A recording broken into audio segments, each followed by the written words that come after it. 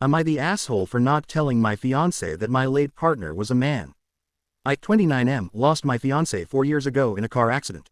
He and I were both 25 at the time and had been together since we were 19. If soulmates are real, he was mine. He was stubborn, he preferred a way earlier bedtime than I did, and was a major homebody, and I loved all of it. He would stay up with me until he was sure I fell asleep, and weekly movie theater outings planned by him became a thing like a month into us meeting. I am a fundamentally different person, both because I met him and because of my grief. I was shown what real love and effort and care feels like. I also don't talk about him. I go to therapy once a week. Otherwise, it's silence on that topic from me. He lives on in me in the ways I try to emulate him. I practice the patience he had that I always struggled to find.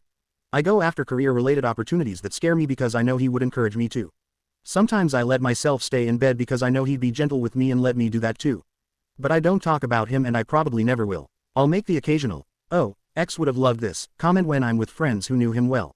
With strangers, nothing. My friends and family respect that, as well. I'm engaged again. My fiancé, 31F, obviously knows I was engaged before. I pretty much told her, my last partner passed away and I don't talk about it.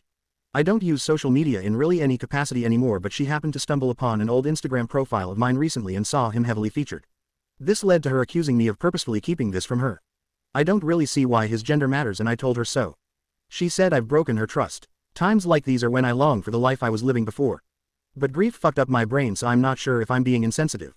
Edit. She knew I am bisexual. The only thing she didn't know was that my fiancé was a man.